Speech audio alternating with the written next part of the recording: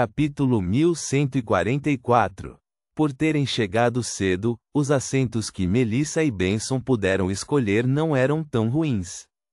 Eles podiam ver diretamente algo estranho nos pilares de pedra branco acinzentados no meio da praça.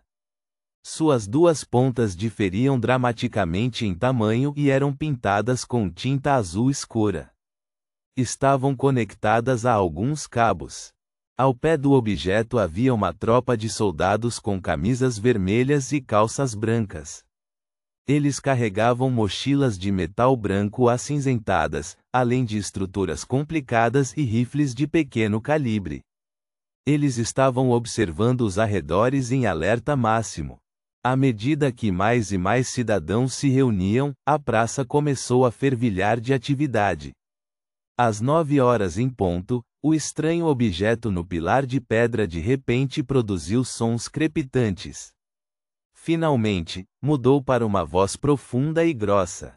Senhoras e senhores, sou o seu imperador, governante de Loen, Balan Leste e do arquipélago Horsted, George Augustus III. Essa coisa pode falar? Está usando os princípios por trás do telegrama? Os olhos de Melissa se arregalaram quando sua atenção mudou do discurso para a coisa estranha. Reticências. Senhoras e senhores, sou o seu imperador, governante de Loen, Balan Leste e do arquipélago Horsted, George Augustus III. Na Praça Memorial, no Burgo Oeste, Audrey acompanhou o pai, a mãe e o irmão mais velho perto da plataforma. Ela olhou para o rei em seu traje formal enquanto ouvia atentamente seu discurso. Como ela sabia de antemão no que George III estaria realizando algo importante hoje e no clima que seria criado, Audrey não usou nada de que gostasse. Sejam as cores ou o estilo, não eram nada que uma garota usaria. Era o mesmo que a esposa do conde, Caitlin. O vestido era simples e conservador. Era de cor preta sem vestígios de acessórios. Estou muito feliz, mas também com o coração pesado em dizer a todos que finalmente paramos a primeira fase dos ataques feisacianos. Frustramos seus planos de aniquilar Loen em 3 meses. Mas muitos jovens notáveis já morreram nas linhas de frente e deram a vida nesta guerra. Eles tinham um futuro melhor pela frente. Eles deveriam ter acompanhado seus pais no crescimento, envelhecendo junto com seus cônjuges e permitindo que seus filhos crescessem em um ambiente amoroso e tivessem uma boa infância. Os feisacianos destruíram tudo. Sabendo por que esta guerra começou, Audrey não se emocionou com o discurso do rei. Apenas sentiu que ele definitivamente tinha talento para incitar o drama.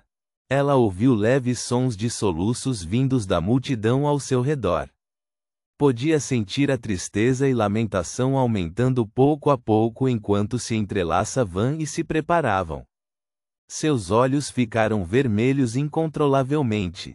O discurso do rei foi muito falso, mas a tristeza do povo foi real. Em particular, Audrey viu muitos membros da família que foram mortos, tendo ajudado aqueles que perderam os filhos, maridos e pai durante a noite.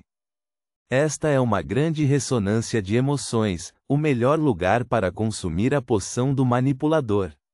Audrey de repente percebeu, mas ela não conseguiu fazer uso da situação porque, não só ela não havia digerido a poção Dreamwalker, mas ela ainda não tinha feito contribuições suficientes para o Senhor Mundo.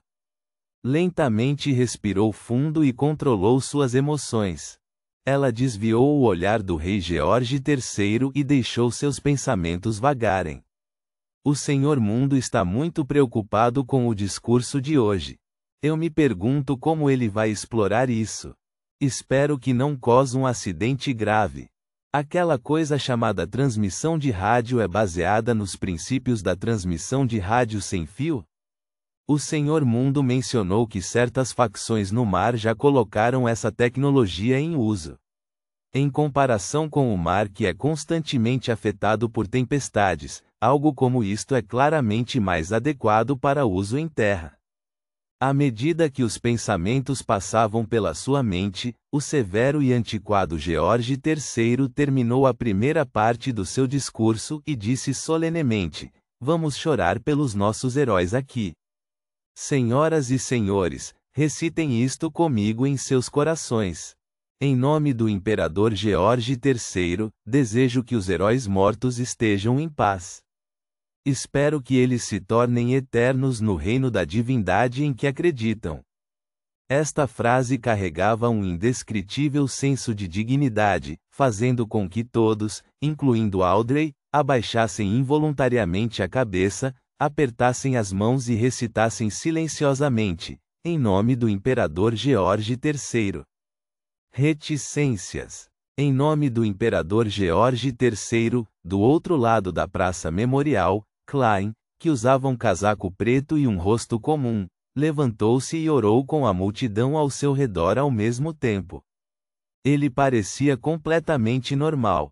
Após 3 minutos de silêncio, ele usou uma marionete voadora no telhado de um prédio próximo para observar cuidadosamente cada movimento de George III na tentativa de encontrar um sinal de que o rei estava prestes a sair silenciosamente e entrar no mausoléu para consumir a poção. De acordo com o entendimento de Klein, o segmento em nome do Imperador George III era fundamental para todo o ritual do Imperador das Trevas. Se alguém consumisse a poção, definitivamente aconteceria neste momento, ou dentro de 2 a 3 minutos após o luto coletivo. Os efeitos provavelmente não existiriam se houvesse algum atraso. George III também está de luto silencioso. Ele não está fazendo mais nada. Klein conteve sua impaciência e perplexidade enquanto esperava pacientemente. Lágrimas escorriam pelos rostos de muitas pessoas à medida que o luto gradualmente chegava ao fim. Todos abriram os olhos um após o outro. Neste momento, George III não fez nada. Ele falou novamente e continuou seu discurso. "Já passamos pela parte mais difícil. Definitivamente derrotaremos esse mal e brutalidade. Este é o poder da justiça. Este é o poder de cada soldado na linha de frente. Este é o poder de cada operário de fábrica. A escrita de 008 não foi bem sucedida. George III não tem intenção de se tornar um deus hoje. Ele está apenas tentando iscar qualquer inimigo que queira destruir seu ritual. De qualquer forma, ainda poderá fazer muitos outros discursos como este no futuro." Klein franziu a testa ligeiramente enquanto pensamentos passavam por sua mente. De repente, sua expressão ficou solene ao pensar em uma possibilidade. Num piscar de olhos, Klein trocou de lugar com Enune, que estava escondido nos esgotos. Este último estava vestido igual a ele e sua aparência externa parecia idêntica à dele. Depois disso, Klein deu 4 passos no sentido anti-horário e passou por cima da névoa cinza. Com a ajuda da estrela carmesim que representava a senhorita Justiça, ele usou sua verdadeira visão para observar a situação na praça. Ele já era um Beyonder da sequência 3, então não havia necessidade de usar o cetro do Deus do Mar para ampliar seu campo de visão. É claro que, comparada a um sábio do passado, a verdadeira visão de um rei dos mares era obviamente muito maior. No entanto, não havia necessidade disso. No momento em que seu olhar pousou no palco onde o rei George III estava fazendo seu discurso, seu olhar congelou. Não havia ninguém ali, ou melhor, havia apenas um falso fantasma. Era um George III imaginado fazendo o discurso. Antes do discurso, Klein estava cauteloso com esse problema. Ele observou e confirmou especialmente que era o verdadeiro George III. Quem diria que, em poucos minutos, o verdadeiro George III se tornaria um George III imaginado? No meio de seu silêncio, ele usou os poderes do caminho do Imperador das Trevas para distorcer e trocar silenciosamente por um substituto? George III já deveria ter entrado em um mausoléu secreto e está consumindo uma poção na tentativa de avançar. Pensando bem, ele rapidamente verificou a área ao redor e descobriu que havia algo anormal embaixo da plataforma. A energia negra ilimitada emanava secretamente de lá. Ele então pegou a carta do Imperador das Trevas na superfície da longa mesa de bronze e tentou senti-la. Usando a lei da convergência das características do Beyonder, ele confirmou que o poder pertencia ao caminho do Imperador das Trevas e vinha de poderes de distorção. Impressionante! Enquanto usava um discurso para escar o inimigo, ele se disfarçou de pessoa falsa e saiu secretamente para consumir a poção. Não resta muito tempo. O coração de Klein se apertou quando ele imediatamente retornou ao mundo real. Nos esgotos, recitou em Iotan, o espírito sagrado que busca o conhecimento. O farol do mundo misterioso. Olhos que investigam o destino. A realeza acima do mar. A pura e santa Bernadette Gustave. Este era o nome honroso da rainha misteriosa, mas era um pouco diferente de um sequência 3 normal. Seu alcance era muito grande e eficaz em toda Becklund. Com relação a isso, Klein suspeitou que a filha mais velha do Imperador Roselle havia usado um artefato selado de grau 0 para conseguir esse efeito. Bernadette raramente dizia seu nome honroso a alguém, com medo de que alguns inimigos usassem a propriedade de oração e resposta automática para fixar sua posição antes de chegar à sequência 2. Isso era muito semelhante ao que Klein havia pensado. Klein havia chegado a um acordo com ela de que, desde que ele recitasse seu nome honroso, ela escolheria qualquer mausoléu secreto e abriria a porta com o símbolo desenhado pelo sangue na tentativa de destruí-lo. Ambos não tinham esperança de sucesso, pois os guardas do mausoléu definitivamente recitavam os nomes honrosos dos anjos de vez em quando, causando uma situação que permitisse que eles vissem as áreas correspondentes através do ponto de oração. Assim que descobrissem algo errado, eles correriam imediatamente para ajudar. O principal objetivo de Bernadette era atrair a atenção.